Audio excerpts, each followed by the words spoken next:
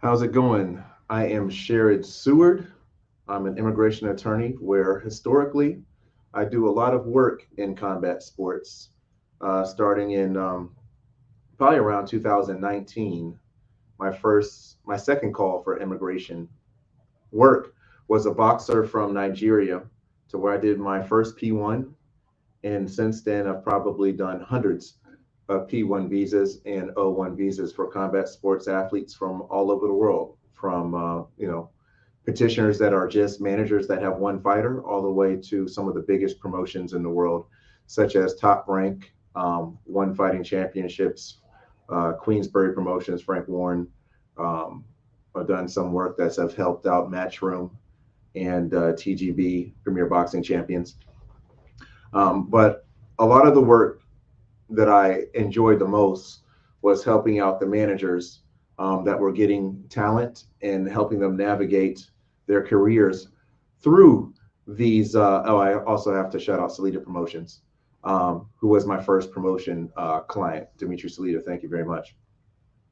But going back to like what my bread and butter was, and I say was because I'll explain in a little bit, is we obtained visas, P1 visas for managers that had fighters that were unsigned to major promotions.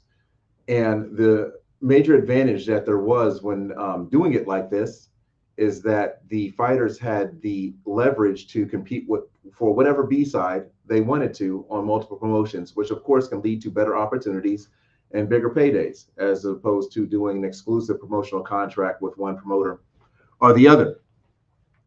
And when we do these visas like this, it's completely appropriate to base the visa on the projected schedules of the promotions. So if you have a manager, your manager's job is to place you on fight cards. They can place you on the fight cards of Matchroom, place you on the fight cards of Top Rank, Salita Promotions, and things like that. And for years, what we were able to do was to satisfy the itinerary portion of a P1. So if you have a P1 visa, you need to be eligible. You have to have an international ranking, maybe some support letters to say that you are indeed a important internationally recognized athlete. But also, you have to have an itinerary that shows that you will be competing in events that require the participation of internationally recognized athletes, which is very vague on what that means. But usually what it means is that they will not give you a P1 if you're competing on a little show that nobody sees. They will give you a P1 if you're competing on ESPN for Top Rank. They will give you a P1 if you're competing on The Zone with Matchroom. They will give you a P1 if you are competing on Fox with PBC, right? So that's the reason why these large promotions need to be on the itineraries of P1s. Now, do you need to be signed to these promotions or actually have a contract? That's not what the rules say. The rules say that if you have a U.S. agent that is functioning as the employer, and what that means is navigating and directing the career of the applicant beneficiary, that is sufficient to establish the itinerary portion, which means that we don't have to do contracts.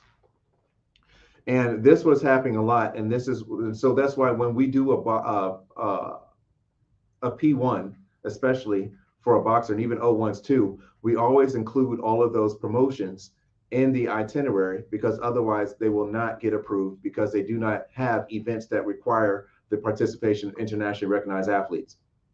And it wasn't about actually having fights signed up for that. It's more about the speculation that a manager who's doing their job can put people on those cards. And it works in other sports. For example, if you're a tennis player, you're not signed to the US Open. If you're a track athlete, you're not signed to the individual meets that you go and compete at. You qualify and then you go compete at those, right? So this was going fine for years, and then USCIS started saying that we want names and dates and locations of bouts for 3 years, which of course is impossible and stupid. And it can't possibly be the rules because you can't do that in other sports. For example, the NFL, they don't know the NFL schedule for next season is not out yet. We do not know when and where the Cleveland Browns will be playing on a week-to-week basis. The NBA schedule for next year is not created yet. Yet, these sports and many other sports obtain multiple year P1 visa approvals. And even if you're direct with the promotion, like I know the UFC gets multiple year promotions and they don't say exactly when the fighter will be fighting. It's an impossible thing to ask. So what we did is we took them to federal court. And I'm now going to show you my screen to show you the history of our battles, which we're doing for the fighters. We went and litigated because we wanted independent fighters to have the privilege and the ability to go get P1 visas without being signed to major promotions, and to be able to use the itineraries of those major promotions to get the P1s. Because if they're doing little shows, they will not get approved for P1 visas based on not having an itinerary that supports internationally recognized athletes. So I'm going to share my screen so we can talk about this. All right. So we filed federal lawsuits against the Department of Homeland Security and United States Citizenship and Immigration Services a good 3 to 4 times. The first time we did this was for an athlete named Victoria Dudakova, and First Round Management had the courage to allow us to go and pursue this litigation, federal court in Florida, and we won. And basically the situation here is we said that she would be competing in the UFC and Dana White's Contender Series based on the strength that her employer, First Round Management, which shows that they don't pay her directly. Their U.S. agent, functioning as employer, has a history of placing athletes in the organization. We can show that First Round Management consistently places athletes in the UFC, which means that more likely than not, this athlete will also be competing in the UFC. So we sued them, and almost immediately they reopened the case and approved it because they did not want it going to court and getting decided on and getting precedent. So that's how we won this case. And that's what this press release is around here, is that we sued them in 2022. We won, they approved the case. And this was to set it in stone that we're going to stand up against them and not allow them to only give multiple year P1s to fighters that have major promotion signing, because that gives too much leverage to the promoters to be like, hey, not only we're going to push down your purse and tell you who to fight because we control your visa. If there's no us, there's no visa. And so we're going to do what we want, which promoters have used as tremendous leverage to get fighters to do things they don't want to do for prices they want to do it at. So what happened with this is we took this decision and we put evidence of this decision in every P1 visa application that we're sending out to say like, hey, we took this to court, we won, and this should be followed.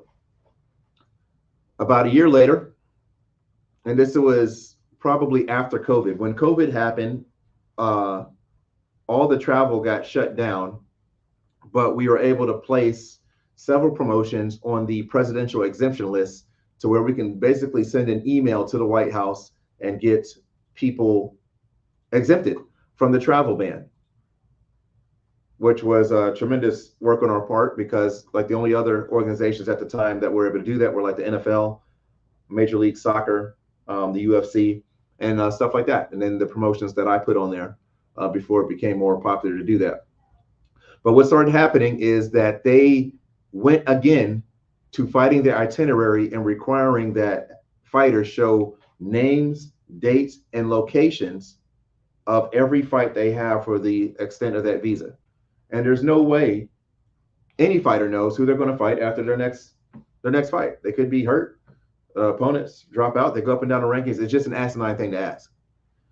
So what we did is we let's see if I can find because it's supposed to be up, this right here. This is what we did.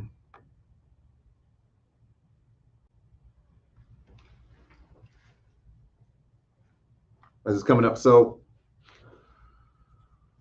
what we did is this. Since they were doing that, we needed to have proof on an industry standard variety that this is the way we do business in combat sports. So I put it on our website and I sent it in a newsletter to say, hey, can people sign this petition? Put your name, your role in the industry, and say that these are the industry standards in combat sports. That says that bout agreements are a formality once stuff is already signed. Like, we're not going to have bout agreements for 3 years. It's going to say that in general, promotions always want fighters that are ranked within the top 600 in the world for B-side opportunities at best, and things of this nature, which basically say in contracts for exclusive promotional agreements, they say ultimately the fighter is responsible for their own visa work. Even though in the UFC and Top Rank, they will get visas for the fighter, it's actually in the contract that the fighter is supposed to get their own visa. How can it be both ways, right? So we had maybe 80 or so people sign this letter. And what we did with this letter is we took it all together and we introduced it as general evidence of how the combat sports industry works. We did not supply this information as this is about a particular fighter over here or a particular fighter over here. Later down the year, we filed another lawsuit in Boston, the Federal District of Massachusetts, for a fighter that was denied on the similar reason about itinerary. And what they did this time was I said that they'll be competing in an organization that has broadcast on UFC Fight Pass. These dumbasses went and looked at the UFC schedule and said, we don't see them fighting in that, which is it's not even boxing. They looked at the MMA schedule and said they didn't see the guy there and said that's why we denied the visa. So needless to say, when I pointed that out in federal litigation, and just by the fact I litigated them anyway, they got pretty pissed off. And so what they did was something quite dirty. And the story needs to be told. I'm going to show you what they did. Now, mind you, these letters are signed by 80 people around the world. And it was publicly available on my website and circulated to thousands of contacts. And subsequently presented as general evidence of how the combat industry works. All right. So this is a link that anybody can see that talks about this story. We won the litigation. They opened the case and they approved it, reopened, and you see the approval. Now, this is what these guys did. The federal government did this. Let me see if I can make this bigger so you can see. It's not really working. But I'm going to tell you what this says. For everybody that signed this letter, they went and sent an email to them asking the following thing. Can you verify that this letter contains your signature, their e-signature? And they said it about a particular fighter that's with One Fighting Championships. They said, do you know this fighter that's with this promoter and this thing? Which is unethical, because that puts the onus on whoever's seen this, thinking like their letter was submitted to support a particular athlete when it was not. These letters were gathered to explain the general industry standards in combat sports. But they sent a message like this to everyone that signed that letter. Do you know One Fighting Championship? Do you know this particular mixed martial art athlete? To which most people called my office and I told them how to respond, and they responded that way.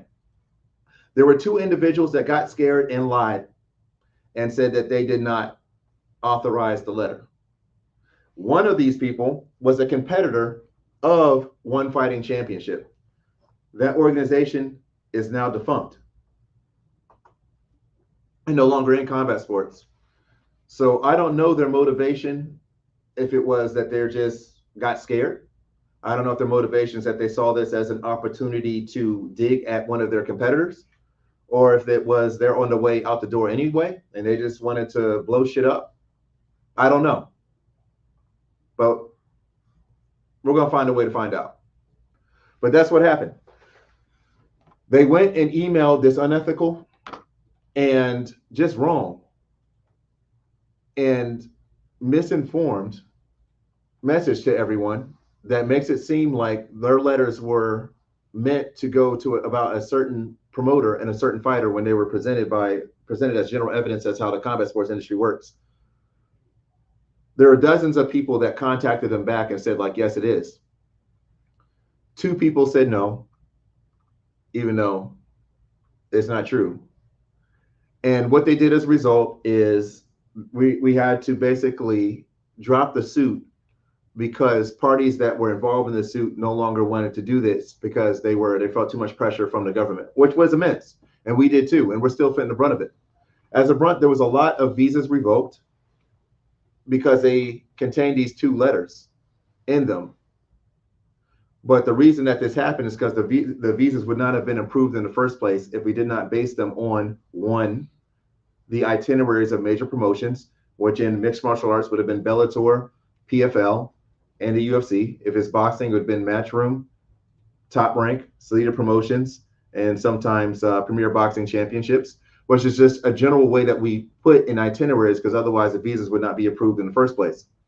We then had to go and get all these letters from around the world to try to explain that unsigned fighters are generally wanted by these big promoters in order to further supplant our itinerary arguments when they started denying visas for the itinerary portion again, even after the litigation. So that's what happened, and we had to withdraw the suit because there was just too much pressure after they did this dirty thing. And so what we need to do is, as a community, tell the story of how they did this dirty thing and fight back. Because without this, it's only going to be the major promoters that are allowed to get visas for fighters, and that's going to drive their prices down and take a lot of leverage away from the fighters to be able to negotiate where and when they want to compete. All right. So that's the story what happened, and I will make those links available to this explanation on what happened. I would love to get the opportunity to litigate again. Right. So like right here, this is how the evidence was submitted in the petitions. It says clarification on industry standard practices in combat sports. And it has the same standards that are in the letter that was sent. This does not say like, hey, I'm trying to say this is about a particular fighter. This is about all fighters. This is about the whole industry. But they did this dirty thing and misguided people by saying like, hey, do you know this particular person in that particular promotion, which was not at all how the evidence was presented. All right. So with that said, I'll get into a little question and answer. We had some questions come in. I'm going to stop sharing the screen and come back in to answer these questions before we go out. What are my options if my visa gets a notice of revocation? That's a great question. So the easiest way to go about it is just respond with evidence that you have either a bout coming up or that promoters are interested in having you compete.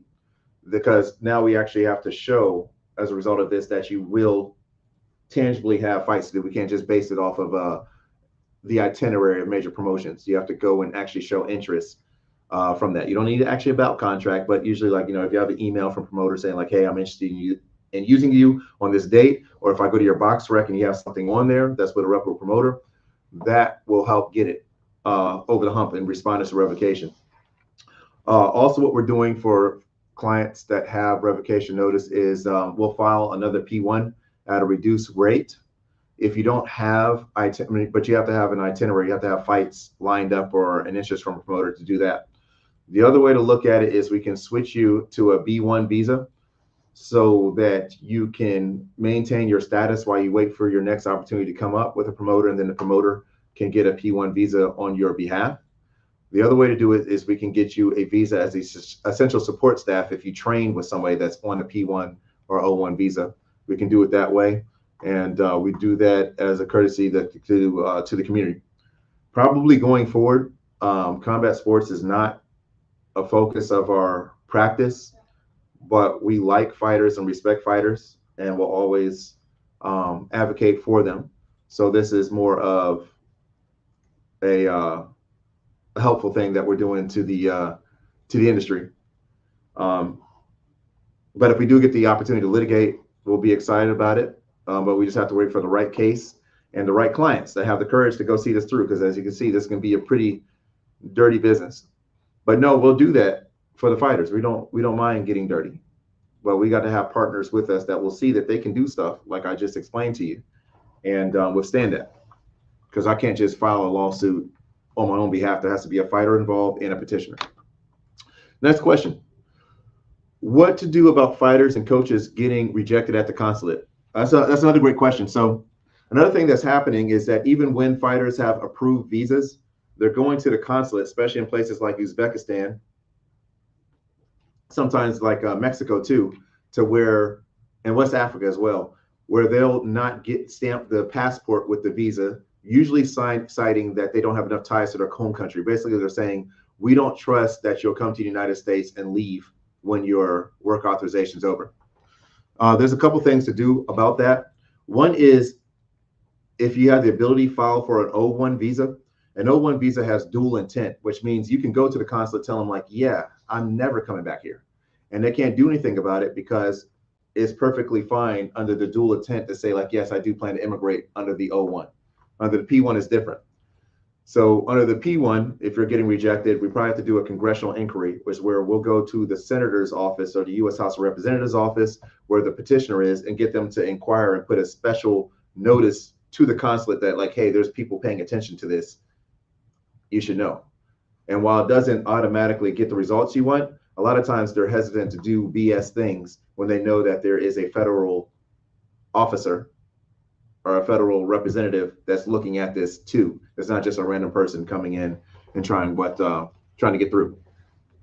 The next question is, what are the best options for fighters looking for visas to come to the U.S. to do bare knuckle boxing? Great question. Bare knuckle boxers are eligible for P1 visas and O1 visas. The thing is, it's just a little bit harder to prove a P1 visa in bare knuckle boxing because it's not like bare knuckle boxing's on BoxRec. There's no official world ranking for bare knuckle boxing.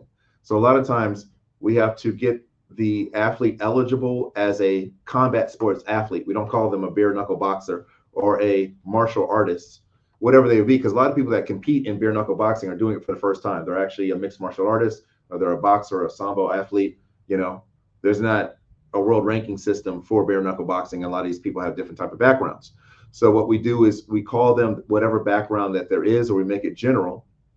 And then we also put itinerary for events that are not just bare knuckle boxing, but maybe they're doing jiu-jitsu, boxing, stuff like that.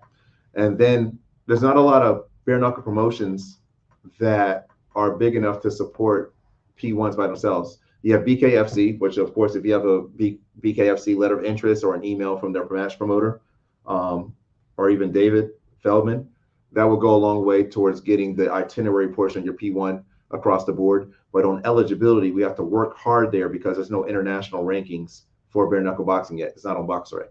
If somebody made an international ranking, that would be great. And it'd be a lot easier for bare knuckle boxers to get P1s as opposed to having to get O1 visas. What are the best options for fighters no longer competing? Great question. So if you're not competing, and even if you are, the O1 visa is a great option because you do not have to compete at all to be on an O1 visa.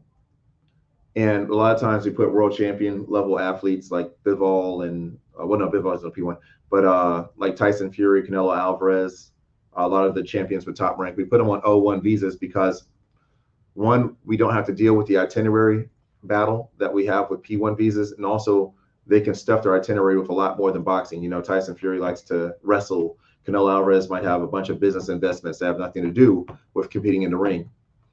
And the other thing is, when you stuff your itinerary on an O1 with those other activities, you can get essential support staff. So if you have in your itinerary that'll be opening a kitchen, then you can get O2 visas for chefs. If you say, I'm going to be making apparel, then you can get O2 visas for people that run merchandise. If you're on a P1 visa, then you can only get like coaches, dietitians, stuff like that that's relative to your competing. You can't get essential support staff to help with the other parts of your itinerary. All right. And that's the last question we have. Thank you for tuning in, and I'm sorry to have to deliver this unfortunate news, but it doesn't have to last forever. Help me fight it. Know that everything I've done in combat sports is to help the industry because I love fighters, and that was how I got started in this business. And I believe strongly that independent fighters deserve to be rewarded with P1 and O1 approvals that allows them to stay independent and choose when, where, and who they want to compete with. I also believe that smaller promoters and managers should be privy to the authority to obtain visas for their clients and direct and navigate where they will compete, who they will compete against, and how much they'll compete for. I've laid out what we are willing to do to combat persons that have gotten notices of revocation to help you out. Just contact the office, and the office will give you those options and the prices on that. But I don't regret going to court and suing those guys. Look forward to doing it again. But we need strength and unity because, as you said, like I just showed you, they can do any type of dirty stuff to make it hard for independent fighters to do their thing. And perhaps they're powerful lobbyists with these major promoters or the broadcasters that are affiliated with these major promoters, if you catch what I'm saying in between the line. You know which promoters broadcast with who, and they have lots of lawyers and lots of lobbyists and lots of friends in highest places. And they're not your friends. They're not mine either. So let's fight them together, friends. We'll live to fight another day. Talk to you soon. Love the industry. I'm still here, still fighting. Peace out.